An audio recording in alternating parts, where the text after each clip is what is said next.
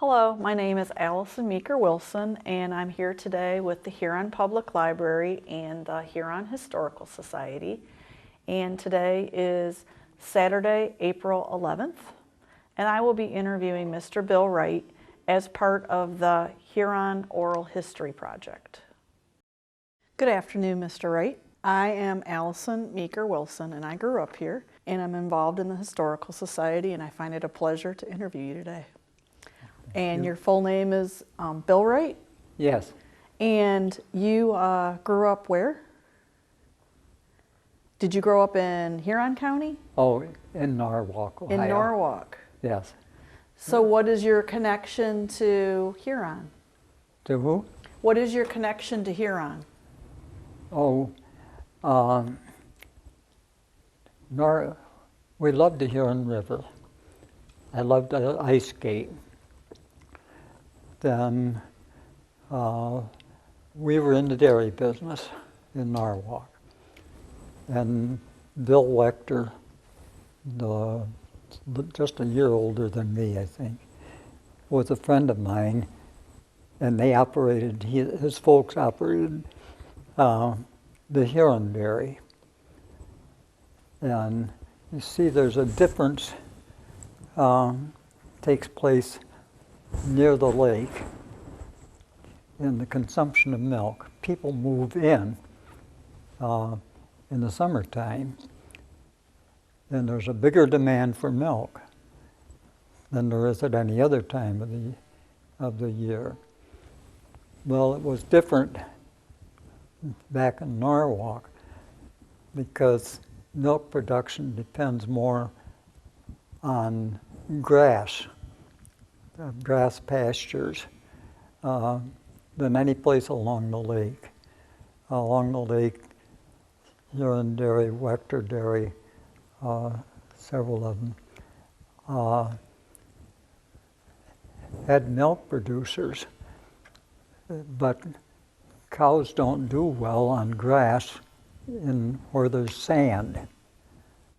The grass, they bite the grass, they don't get it bitten off, and it pulls right out of the sand. Back in our clay-like country,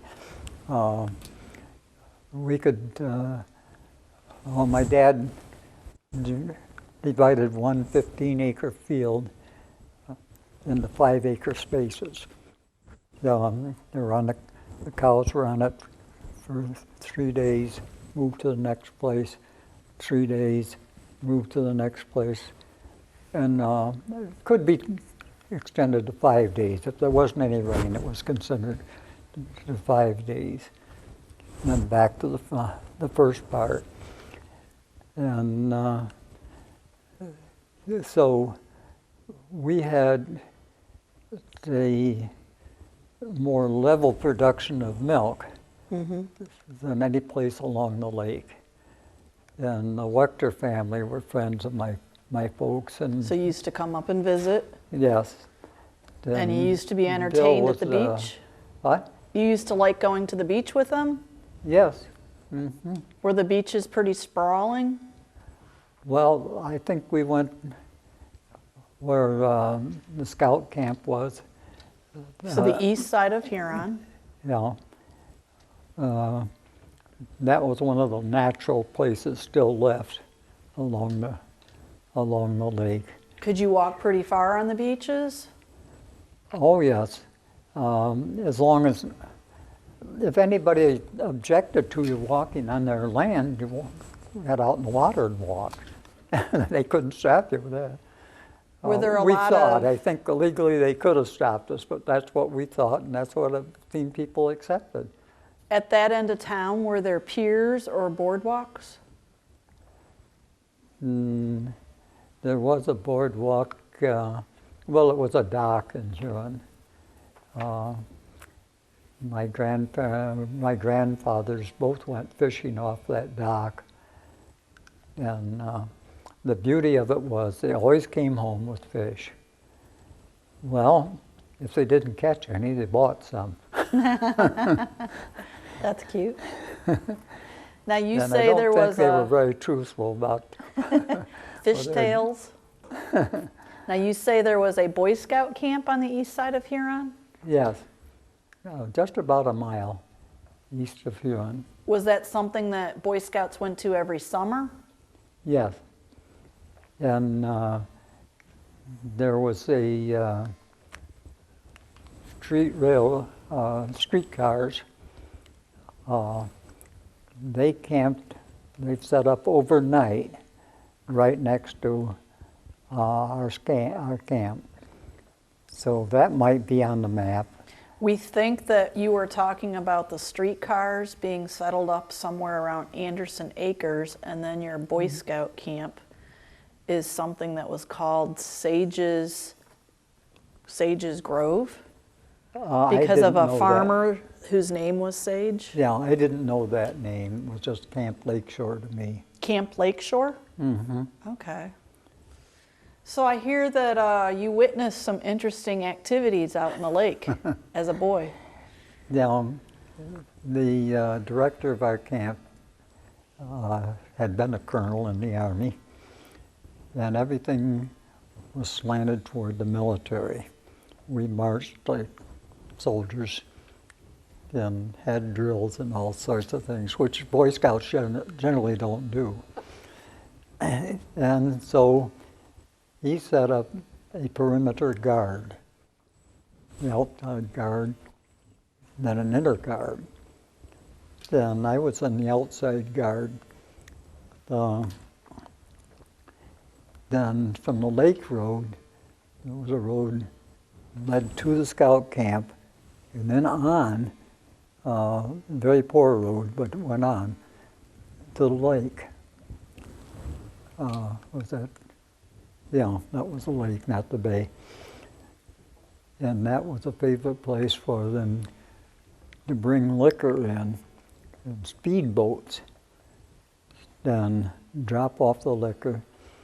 And then you would see 2 or 3 cars with their trunks open or opening their trunks. Then the liquor was not put on the ground, it was put in trunks, and away it went. Do you think this liquor came from stateside or from Canadian side? From Canada. So there would be no reason for liquor to produced in the Appalachian Mountains, for instance, to come. Mm-hmm. It was just I think the best liquor, highest test and everything came from Canada. And this was around the 1930s era. Yes. And so what did you do? You say that you guys didn't just stand there and watch. You had to do something else. What was that? No.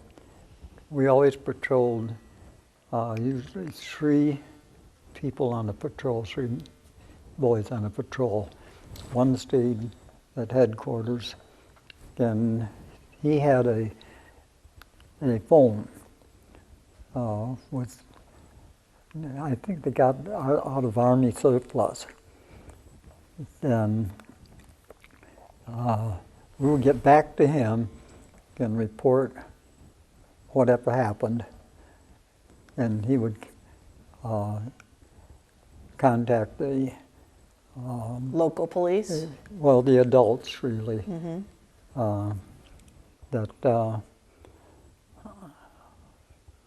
They had a special little place just beyond, it was on the beach, but just closer to Chaska than our camp.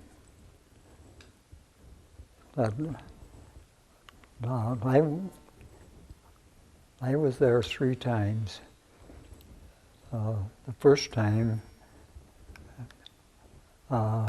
just to see, my folks paid for it.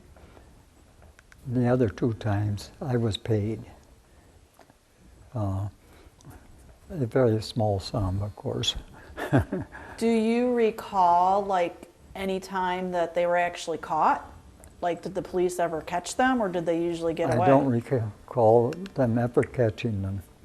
But bootlegging was a big industry in northern Ohio. And we knew in Norwalk there were several bootleggers who didn't operate right in Norwalk. They operated north of Norwalk up toward the lake, because that was the source of the liquor. Did the liquor always go by a car, or did it go by boat down to Norwalk? It came to it came to the lake shore by boat. And then it got in a The car. highest priced liquor they had was from Canada. Then that was where the big profits were, and the big cars, and also the gangster personnel. Well, given up, when you talk about the gangster personality, was there some wild times in Huron? Do you remember some wild behavior? Like, it's pretty quiet here now. Was it always so quiet? Well,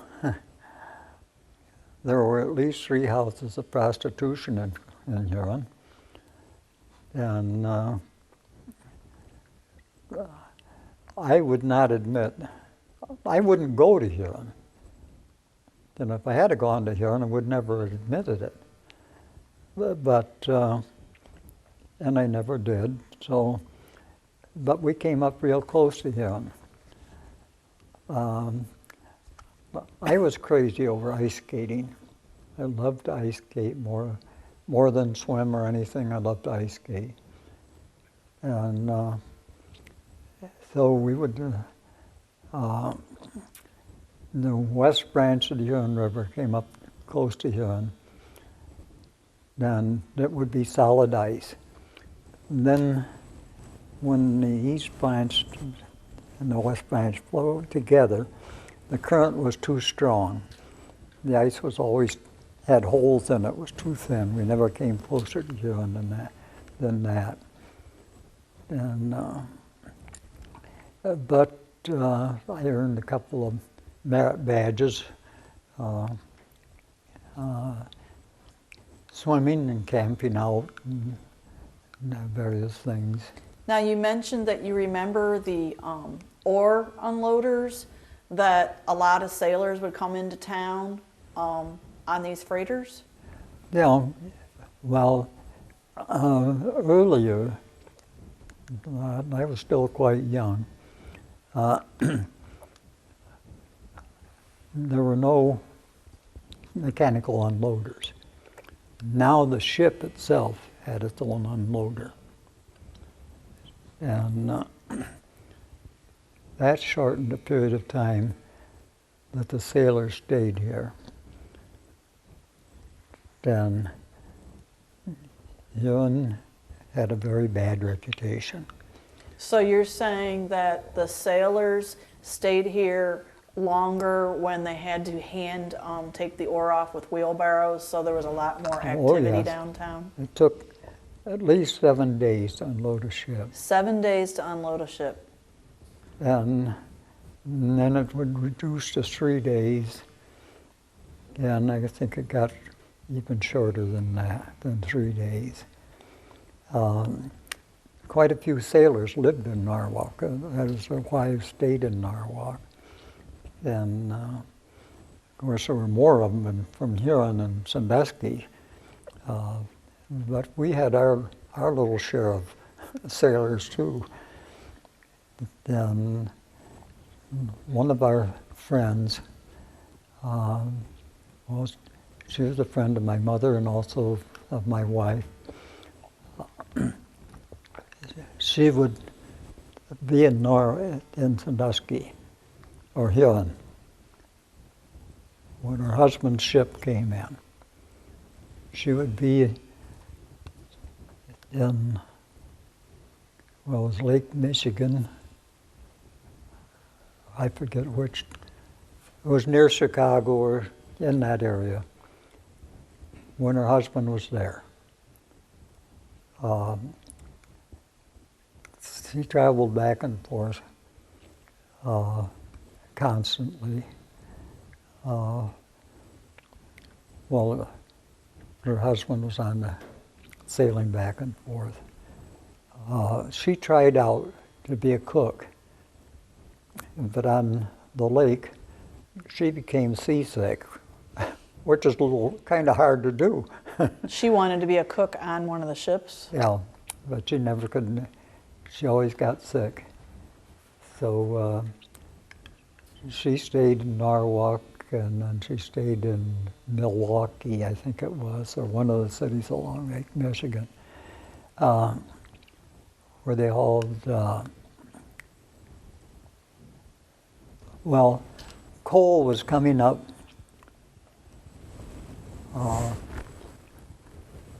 from West Virginia On rail? on rail. And iron ore was coming down from the Mesabi Range, then Minnesota. Then a ship would load up with coal and go up into the Superior, where there was no coal. Come back with iron ore and unloaded in Huron. And it went on the train. So there was coal coming up on the railroad, coming mostly to Huron, but also to Lorraine. Lorraine had its own steel mills.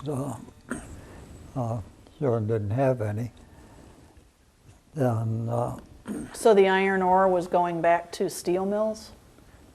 yeah, of course, the Mesabi Range in Minnesota was a big producer of iron ore at that time. And so it was an exchange of what they needed and what industry needed here. And without that exchange, industry in Ohio and even down into Pittsburgh depended on that shipment of iron ore on the railroad and on the coal coming from southern Ohio, from West Virginia. So West Virginia had some coal.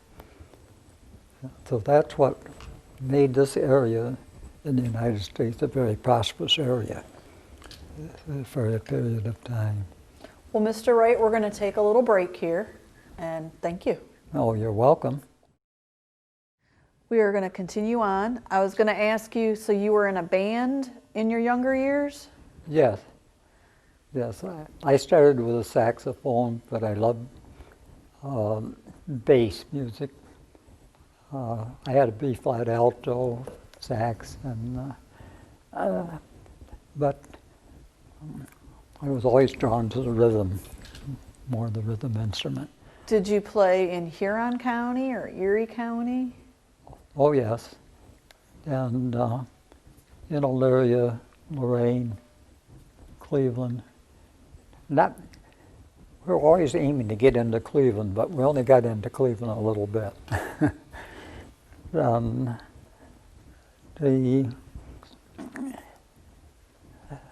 Did you play at any of the places in Huron? See, I don't think I ever played in Huron. How about Milan? Milan. We rented Milan Town Hall, and every Saturday night we had a dance. And $5 for girls, $10 for boys. Wow. We made good money and paid the band very well. But I always did some features with my bass. A bass viola is the big one. At every dance. Then I started going with my future wife, and she operated the clothing, especially in the wintertime, the clothes booth where you could store your clothes. And we had another couple who made hot dogs. And hot dogs and coffee, no beer. Then I was a deputy marshal in the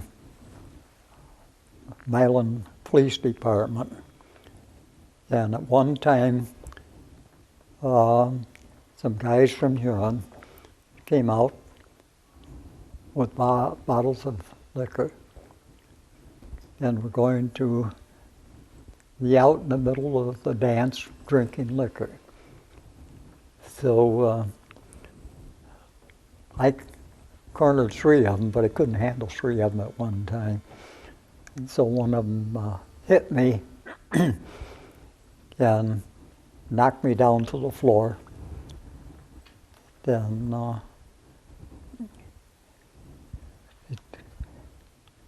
I got up, and Captain Canale was the police officer in Milan at that time. He and I put 7 of them in jail. And it was the judge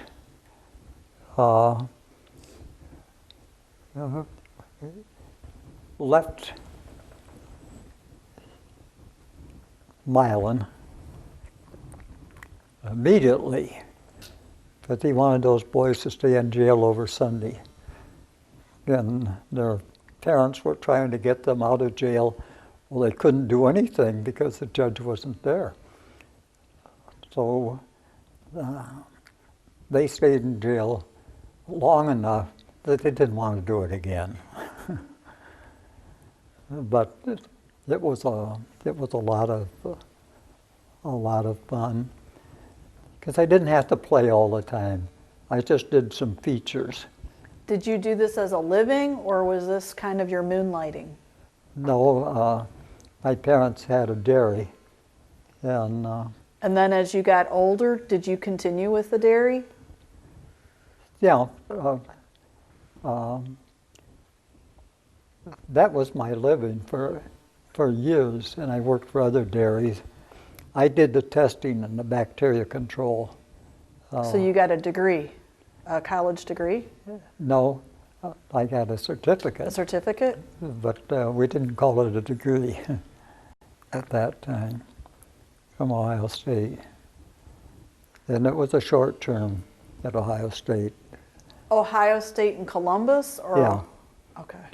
Because I know that they have an But, agricultural school elsewhere. I can't claim to be a graduate of Ohio State. I would like to, but I can't.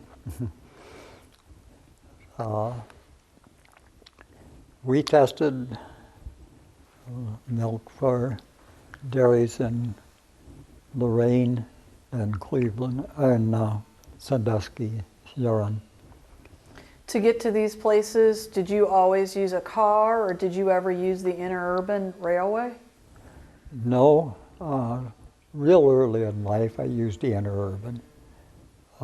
We had friends in Willoughby, and first Ruth, I can't remember her last name now, came to visit us for a week. And then I went to visit them for a week. And then her younger brother was complaining, if she can do it, she can go, I can go. So her younger brother, he was 7 or 8, he came and visited too. Then that went on for years. But the Matsons were Swedish, and my dad was a pattern maker in a foundry. He made the patterns that were then pressed into sand, and then iron was poured into that pattern. Then he was working in Cleveland with a lot of Swedish people. Okay. And made friends with them. And then when he quit that business, and we had to start the dairy business, we had a constant visitors going back and forth Sure. between Willoughby, Ohio where my older brother was born, in Norwalk. And you could go on the streetcar. You had to go from Norwalk to Ceylon Junction, and then get on the car there and stop right in front of their house. So people thought it was a brave thing for a 10-year-old kid, I don't know how old I was the first time, to go on his own, But it was safe. it was safe. My mother worried, but my dad never did. He told my mother, that kid can take care of himself. I remember her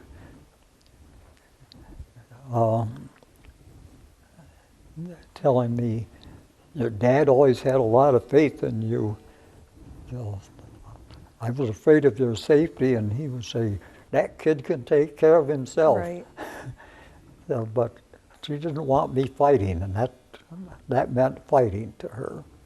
So we had, I had a very interesting childhood.